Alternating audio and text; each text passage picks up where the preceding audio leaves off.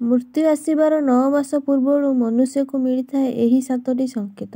ଯେଉଁଭଳି ପ୍ରତ୍ୟେକ ମନୁଷ୍ୟ ମା ଗର୍ଭରେ 9 ମାସ ରହିବା ପରେ ତାକୁ ନୂଆ ଜୀବନ ମିଳିଥାଏ, ଠିକ୍ ସେହିଭଳି ମୃତ୍ୟୁ ଆସିବାର 9 ମାସ ପୂର୍ବରୁ କିଛି ଏମିତି ଘଟଣା ଘଟିବାକୁ ଲାଗିଥାଏ, ଯାହା ଏହି କଥାର ସଂକେତ ଦେଇଥାଏ କି ଆତ୍ମା କହୁଛି ଏବେ ବହୁତ ହେଇଗଲା, ଏହି ସମୟକୁ ତ୍ୟାଗ କରିବାର ଦିନ ଆସିଗଲା।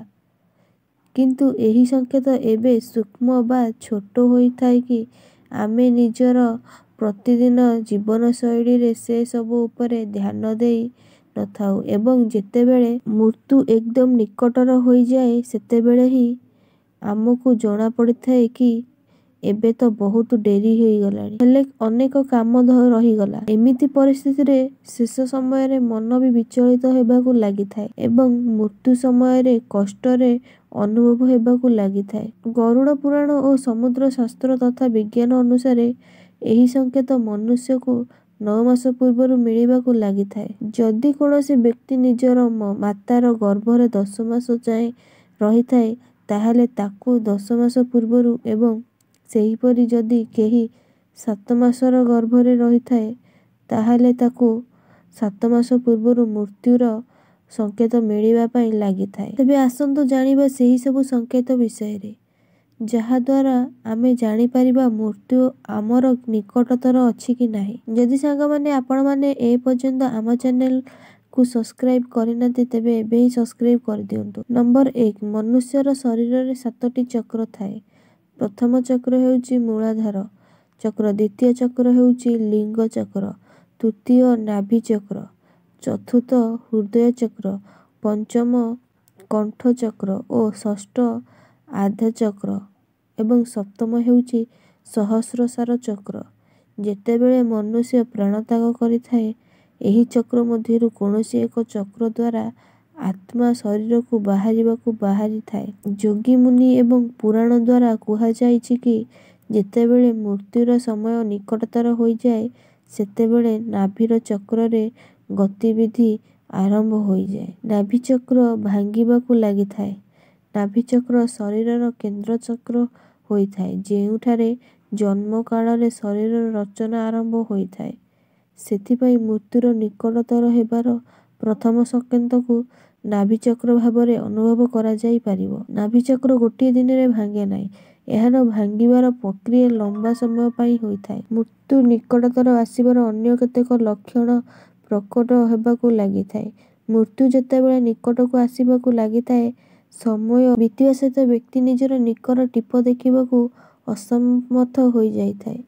ନମ୍ବର 2, ମୃତ୍ୟୁର କିଛି ଦିନ ପୂର୍ବରୁ ସେହି ବ୍ୟକ୍ତିକୁ ଆକାଶରେ ଥିବା ଜହ୍ନ ଏବଂ ଅନ୍ୟ ଗ୍ରହ ଆଦି ଖଣ୍ଡ ବିଖଣ୍ଡିତ ହେବାକୁ ଲାଗିଥାଏ।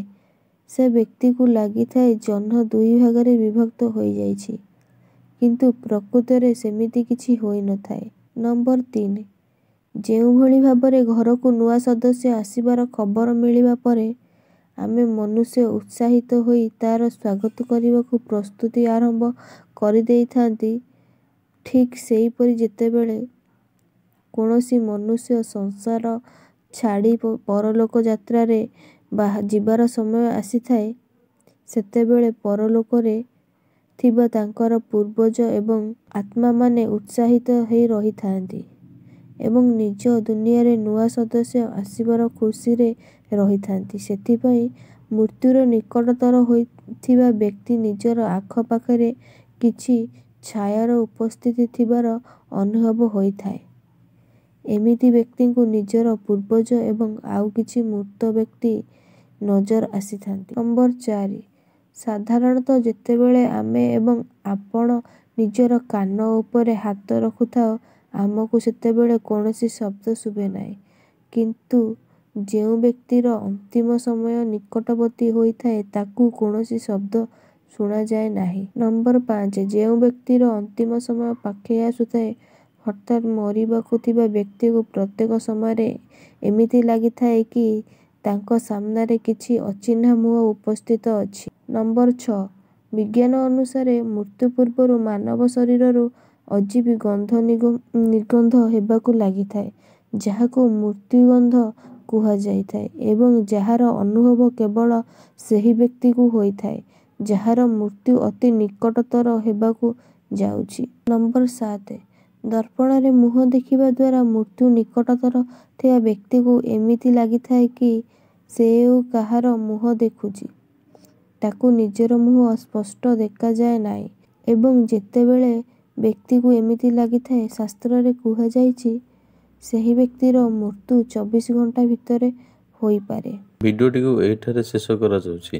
ଯଦି ଭିଡ଼ିଓଟିକୁ ଆପଣଙ୍କୁ ଭଲ ଲାଗୁଥାଏ ତାହେଲେ ଏବେ ହିଁ ଚ୍ୟାନେଲକୁ ସବସ୍କ୍ରାଇବ୍ କରି ବେଲ୍ ଆଇକନକୁ ପ୍ରେସ୍ କରିନିଅନ୍ତୁ ଏମିତି ନୂଆ ଭିଡ଼ିଓ ଦେଖିବା ପାଇଁ। Thank you so much for watching and visiting.